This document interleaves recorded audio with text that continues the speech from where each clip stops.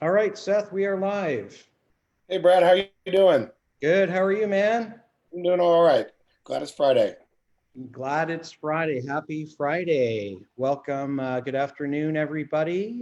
This is Chicagoans at Home Talking Shop with your host, Brad Etlin. I'm a commercial and residential realtor with Kale Realty. This afternoon, I have the pleasure of introducing Seth McCormick is with Great Lakes Consumer Law LLC. Great to have you, Seth. Always good to see your face. Thanks for having me on. Absolutely. So we're going to kick things off with some fun questions. You have a lot of really interesting information for consumers who may have put themselves in a, or find themselves in a bind and have all sorts of questions for you. But I'm going to kick things off with some fun ones so our audience can get to know you. So first one, what is your, I know you're in Indiana right now, but I think most of our audience is in Chicago. So what's your favorite restaurant in Chicago? Oh, by far, it's Giant. Giant. It's a small restaurant. That's the name, Giant. And it's the chef is Jason Vincent. He used to own Nightwood, which was in Pilsen, and then he shut down to focus on family for a while. And he's launched Giant, and it's an incredible restaurant all across the board. All right, and what is it you like about it? What kind of cuisine are we talking? It's essentially New American, but they don't hold themselves to any sort of format. They change the menu seasonally based on the available ingredients, but their pastas in general are kind of the highlight. And I'm not a big pasta person, so if I'm saying that, that's a pretty big deal. All right, that's fair. And then they have a great bar, and they actually have a pretty killer barbecue. So great pasta and great barbecue. Yeah, they have some smoked ribs. All right, what neighborhood is that in, Seth? I'm gonna get it wrong. It's kind of and it's been so long since it's been a while. So yeah, it's kind of like in the general area right off the blue line, near I'm gonna have to look up the neighborhood, It's honestly. I like can't remember. Bucktown Wicker Park. Yeah, Bucktown is the word I was Oh, looking for. It's Bucktown adjacent. okay, okay, got it, So got it's it. not in Bucktown, but it's right next to Bucktown. Okay, good stuff, good stuff. All right, and we're all to some extent struggling with the COVID craziness. So, is there anything you do personally to kind of stay sane and keep on trucking as we struggle through this? Yeah, I've done two things. One, I've done a ton of cooking, and then after not exercising at all for the first probably month of COVID, when we thought it was going to be 2 weeks, I bought a barbell and some weights, and I like to just go at it in my backyard. Okay, Some nice. might think I'm a little crazy, but it relieves stress. No, you do what you got to do. I love it. That's right. And so, tell us one fun fact about you that not a lot of people know. Not a lot of people I mean, anything. know. Cool place you've been or anything. Okay. So I worked at Slobodan Milosevic's war crimes trial. Whoa. Yeah. So I and when I was in law school, I had an opportunity to. One of my professors was an evidence, kind of an expert in evidence, and he invited me to come and intern with him at what's called the International Criminal Tribunal for the former Yugoslavia, which is the international trial like court that basically prosecuted all the war crimes from the former Yugoslavia. So I saw Slobodan Milosevic multiple times in person, and he's a tiny little man. That is insane. I mean, I remember that case vividly. It was all over the news for what, a Years. year or Yeah. years? Yeah. Wow, crazy. Very cool. Yeah. Okay, again to our audience, we have Seth McCormick, sorry, with Consumer Law, Great Lakes Consumer Law LLC, and we're going to get into some consumer protection questions here. You got so much knowledge, Seth. We've chatted before, and I'm always learning something new from you. You're so bright, and let's share some of your knowledge with our audience. So, kick things off. So what do you like most about representing consumers? Why did you're an attorney, why did you move into that space? Yeah. And so, I mean, my background, I spent the last 8.5 years representing hedge funds and banks and what they call distressed debt. And that could be anything from like corporate bonds or corporate debt all the way down to a consumer debt. And by and large, I was satisfied with the work, but it never kind of fulfilled me. And I finally realized that I was helping rich people get richer. What I needed to do was be helping the people who most needed help. So it took me a while to kind of put together the plan, but I figured out a way that I could support myself and still protect consumers, which it really is a satisfying career so far. So what do we talk? I mean, consumer protection to me, and again, my area of knowledge is very little compared to yours, but I mean, consumer protection seems like it could touch on so many different buckets. Yeah. So how do you explain that to someone who's not familiar? Yeah, no, I mean, generally, I think consumer law, it is a wide body of law, right? Because basically it affects people, just regular citizens, individuals who are affected by commerce. And the reason that there's consumer financial protection laws is because businesses and providers of services, like particularly lenders, are in a superior position in terms of how much power they have, what the resources they have. So they can abuse consumers, so just the average Joe. They can abuse the average Joe in ways that we can't foresee when we're entering into an agreement with them, whether it's a mortgage, whether it's a credit card, whether it's just buying a product, right? They control everything about the history of the product all the way until the point of sale, right? And so you have no control over that, and you don't even necessarily know what you're buying. And same with the mortgage, like the mortgage companies control all of the money in the world, right? So if you want to buy a house, you have no choice but to take out a mortgage, and they can put whatever they want into a contract that could be to their advantage. So when, so in terms of consumer protection, it's when just an average Joe has entered into an agreement or taking out a house loan, and then the lender starts to take advantage of them in ways that are deceptive or unfair. That's where I step in. So it can be, I mean, that's kind of the umbrella of it. But my specialty, and it's not really a specialty, it's just where you see kind of the most of the work right now is in mortgage foreclosure abuse, credit card abuse, bad credit reporting, unfair credit reporting, things like that.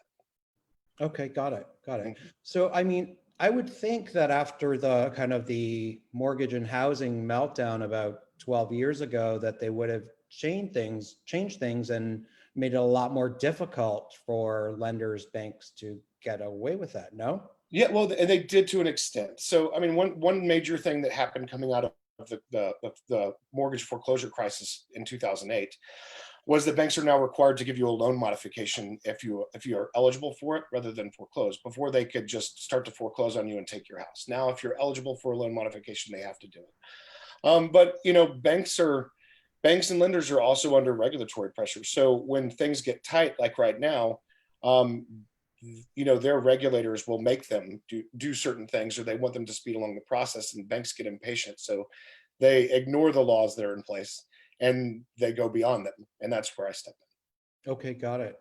Yeah. So what surprised you the most when you started representing consumers? And can you kind of give us like an example of one case you're helping a consumer? Sure. So yeah, so I mean, the biggest surprise was kind of how many people are affected by consumer issues. It's not a socioeconomic thing. It's not a race thing. It's not a gender thing. It's not a cultural thing. It affects everybody. And I mean, an interesting category of people that right now I see affected a lot are seniors. I mean, seniors who you think would be financially stable, who have lived life and think they've seen everything and are pretty good at defending themselves, especially in COVID. They're very susceptible to online scams. They're very susceptible to telephone scams, and then even dealing with the credit card companies, because now that everything's on the internet and they're kind of less able, they're less familiar with technology. They may sign up for something. They may sign up for some sort of subscription service on the internet and not realize that the credit card company will charge their credit card and tell them to stop, right? So some of these people have had years and years and years of say credit protection, or some one of these people finder things where they're paying $30 or $40 a month for 10 years when all that they thought they were paying for 1 year. they were paying for it for one time, right? And Right. getting that unwound is very difficult. Another thing that I'm seeing a lot of right now, and this paused a little bit because of COVID, but it's going to begin again, is during the foreclosure process for people's houses. When there's any glitch in the foreclosure process, you'll see banks doing something called hiring. They'll hire what's called a property protection service. And a property protection service is supposed to go into a vacant house, like in the winter, and turn off the water, or they're supposed to change the locks so there's no squatters. But what they're doing is they're pretending like they've gone to the house and the house is vacant, but that really the people just aren't home, and they'll kick in doors and they'll steal everything out of the house, saying it's trash, and then throw every possession a person has into the garbage. And that's, I mean, that's a major issue. And I think, unfortunately, after COVID, we're going to see a lot more of it. So, I mean, that's obviously illegal. And it's just, and all it is meant to intimidate these people, to make them leave their house so the bank doesn't have to finish the foreclosure process. Crazy that that still happens. Yeah, I mean, the thing is I thought the first time I got one of these cases, I said, well, this can't possibly happen very often. And then within 2 weeks, I got another one. And now, I mean, they're all over the place. I know several people with these same type of cases. Crazy, crazy. So you've already started moving in this direction, but this leads me to our next question, which is, what are the biggest issues facing consumers in coming months? You know, we've had obviously mass layoffs of, you know, unseen proportions, and, you know, who knows what's to come. What's in the pipeline, and what is your role going to be? Yeah, it's hard to say. I mean, it's going to be an interesting time. You know, as of today, the mortgage and the foreclosure and eviction moratorium ends at the end of July. And so I think you're going to see a fair number of foreclosures begin and evictions begin. I think it'll start kind of in the service industry and the hospitality industry, but then it's going to trickle down. You know, I've seen a lot of people that are very worried about their homes. I've seen a lot of people that are very worried about their credit card debt, because they've been living off their credit cards for these past couple of months. And then I've seen people that have already just, you know, kind of resigned themselves to a bankruptcy situation. And I really hope that's not the case. I think there's a lot of things you can do to stop from having to file bankruptcy. But you know, I definitely think that you know, as kind of the protections the government put in place wind down, people, you know, we're going to see kind of the reality of the economic situation of the average person.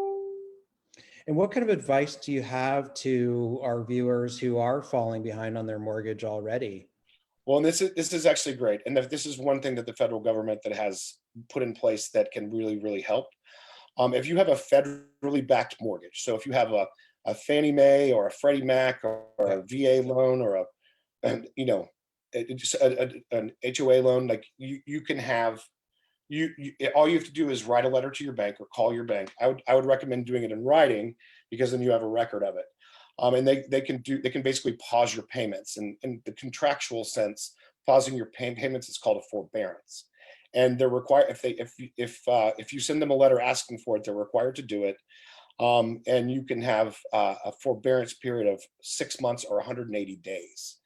And a lot of people say, well, that doesn't do me any good because I have to pay, you know, whatever I didn't pay for those 6 months at the end. But they've put provisions in place so you can do, you can either tack the payments onto the very end of your loan, or you can enter it into a payment program where you're paying just a little bit more every month over the life of the loan. So you still have the same maturity date, but it's paid off by then.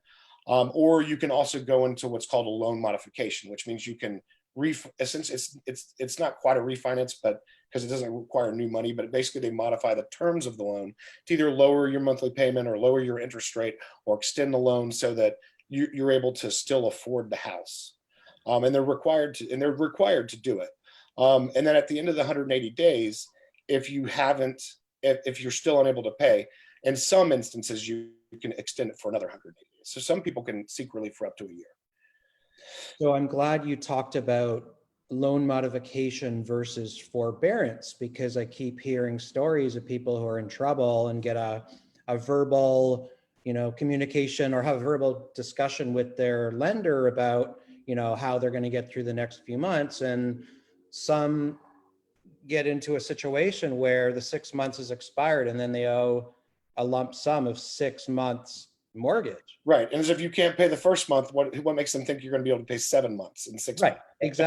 Exactly. So it's a very important distinction that you've drawn. And again, from what I understand, you've said is everything needs to be in writing. Verbal over the phone ain't going to cut it. Right. And I can actually, if people need to contact me, I have a form letter I can give you that you can just plug in your name and your bank information and send it off. And it should be automatic. The terms of it may be based on your need, but in terms of receiving the forbearance and how do you structure the repayment of those 6 months, they have to make it work. They're required to. So. Okay, great. Yeah. No, that's helpful.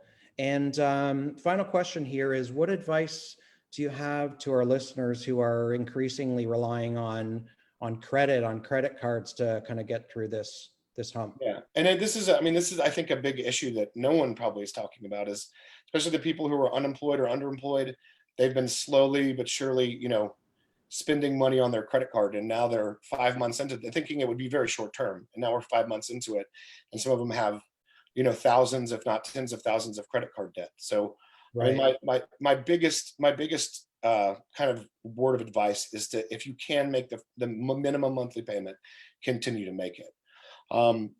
You can also call your credit card company and see if your credit card company will either stop charging you interest for a period of time, or lower your interest rate. And they're not incentivized to have you default on that debt, right? They are incentivized to make you pay unreasonable amounts of interest, but they will also they'd rather charge you a lower interest rate than have you default on it. So you just call them and talk to them about it. I wouldn't.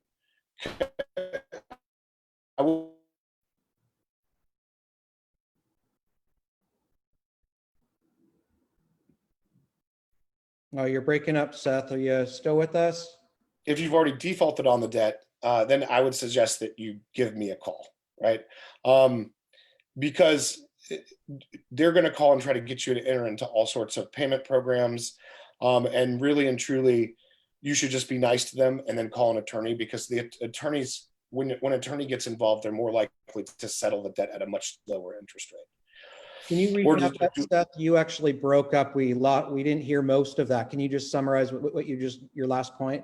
Sure. Yeah. Call if you've already defaulted on your credit card debt. Give me a call, because I can probably resolve the debt issue a lot quicker and a lot better terms than an average person can.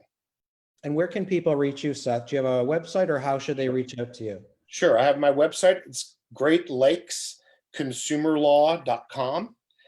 My phone number is 312-971-6787. And my email address is Seth, SETH, at glclf.com. Just think the first letters of Great Lakes Consumer Law Firm.com. Awesome. Yep. Thank you so much, Seth. That's great. And I learned a lot, and hope to have you again on our podcast sometime. I'd love to come. Good stuff. All right. So I think I should probably ask you a couple questions to make this a quid pro quo. How about that? Sounds good to me. Let's do it. Okay. So you're Brad Etland, a commercial and residential broker with Kale Realty. Is that right? You got it. All right. And what is your favorite restaurant in Chicago? So I have so many favorites that I can give you an answer by genre.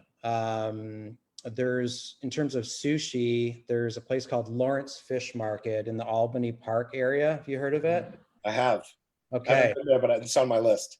Okay. Yeah, it is. It's just great prices, super fresh. And I understand a lot of the Japanese restaurants get their sushi from there. Okay. So definitely Lawrence Fish Market. In terms of Italian, I like Topo Gigio, which is okay. Yeah. There you go. Mm-hmm. Great food. Okay, excellent. So, for the icebreaker, what is the most embarrassing fashion trend that you've ever rocked? Great question. I love it. There have been many, probably like the short cutoff jean shorts of the 80s. Yeah. Yeah, I'm from Canada, and those are big. Those were big in Canada, so I'm going to go with short cutoff jean shorts. There you go. I had a moment with MC Hammer pants in the late 80s. Oh, So nice. Oh yeah, I had the Michael Jackson, the red zipper jacket. I had that one. there you go. That's killer. Okay. Well, how's the Chicago residential real estate market? The market is very strong, very interesting times. Despite COVID and massive layoffs and economic instability, the housing market is strong. I'm representing buyers out there, and we're, more often than not getting into bidding war situations. It's crazy. I think this is largely the product of pent up demand. There's been, such low inventory for basically 12 years now. And you couple that with low interest rates of around 3% for a 30-year mortgage. Yeah, that's great. It's great, and people are really looking much closer, especially first-time home buyers are looking much closer at the numbers. What does it cost to rent versus own? And often the answer is it's actually cheaper to own now. So you can save a few $100 and finally land your first home, even if it's something modest, just to start owning and building equity. That's what people are doing. Okay. And what advice do you have for first-time home buyers? Yeah, so because the market is so hot, there's a few things that we need to do in order to position yourself to get into your first home. So first off, or in the past, in a moderately warm market, you didn't necessarily need a pre-approval letter to submit an offer. Today, they won't even look at your offer without a pre-approval letter, so that's essential. So pre-approval letter is basically you've submitted your basic information to your bank or lender, and they have said set the basic parameters for what you can afford. Okay. Okay, so pre-approval letter now is absolutely essential, and especially, because of the not uncommon bidding war situation, if you don't have that letter, you have no chance of landing that home. Right. And do you have lenders and stuff that you can help your clients become pre-approved before you really start looking? Absolutely. I have lenders, multiple languages: Spanish, Vietnamese, English, Polish, really most languages. And those are folks that I work closely with, and because we need to get the buyer qualified to ensure that they're well positioned to make an offer. So that's a big thing. I think many people, first-time homebuyers, don't realize how important that is, and they don't necessarily know how important credit is. Right.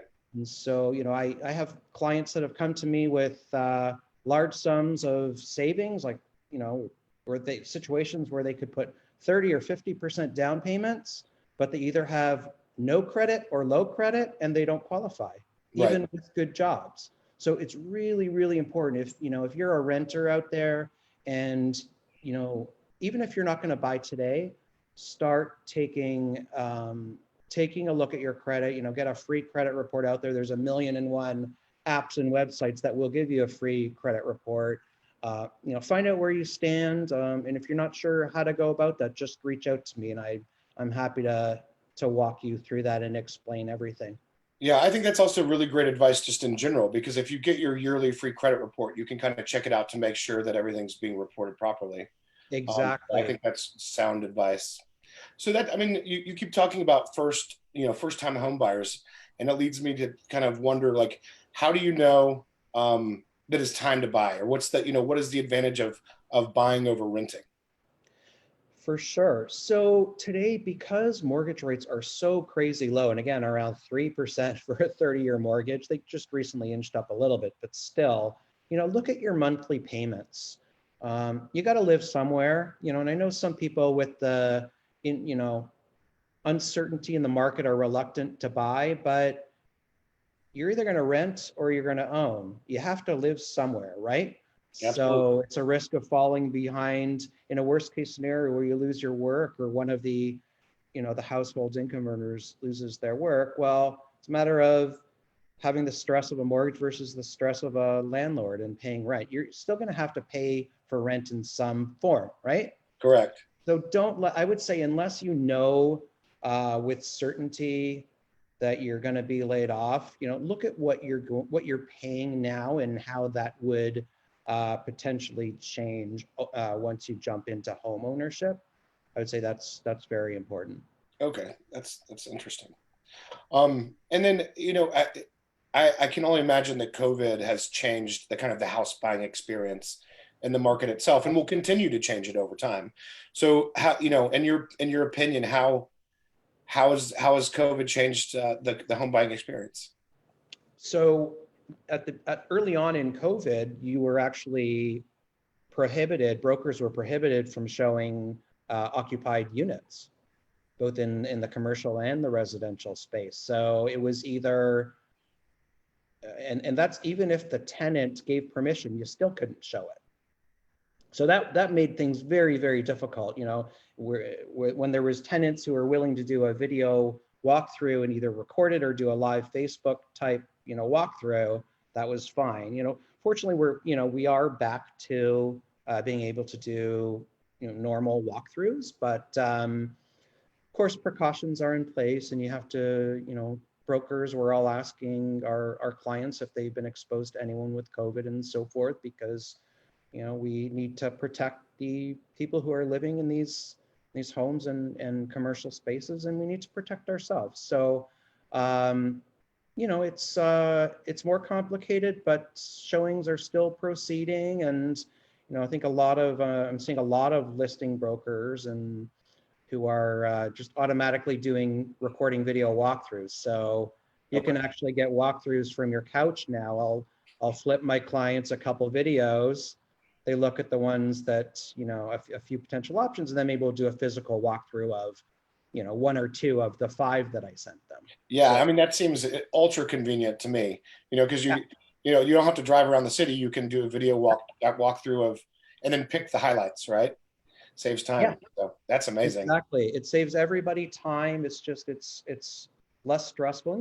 Some people are leasing and some people are actually buying without seeing it.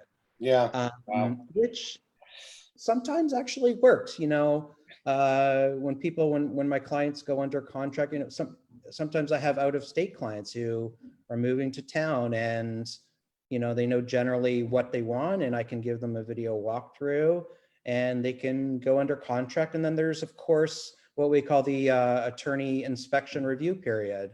After a home goes under contract, there's generally a 5-day period where you have time for the inspector to go out, for the attorney to review the inspection report and anything in the contract. And it's basically, you can walk away for almost any reason. So people will negotiate a deal, and if they're able to come to terms with the owner, they'll fly in and look at the house then.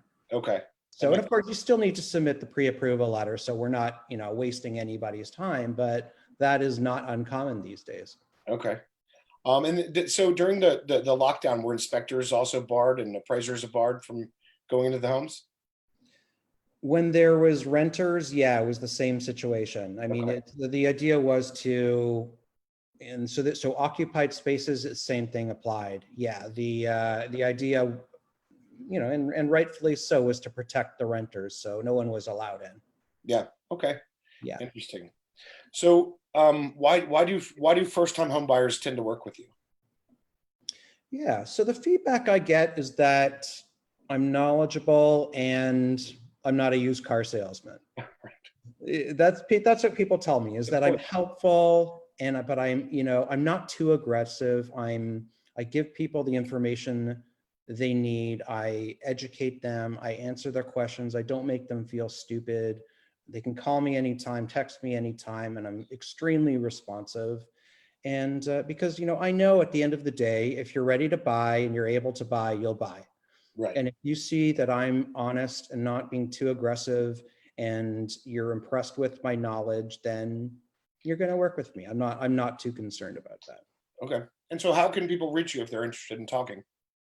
Absolutely. So viewers can text me at 312-709-3247. You're welcome to visit me online at bradetlin.homes. That's BRADETLIN.homes, HOMES. Yeah. Well, Brad, it was great talking with you. Great talking with you, Seth. Thank you so much. You have anything fun going on this weekend? We just finished a family week, so I'm gonna take it easy. Oh, nice. How about you? I will be picking up my kiddos shortly from their play date and spending some good time with them. That should be fun. Yeah. All right. Hey, well, thanks so much to our viewers. This is Brad Etlin, residential and commercial broker with Cal Realty. I had Seth McCormick, consumer advocate with Great Lakes Consumer Law LLC. Loved speaking with you and hope to see you all again soon. Bye. Take care.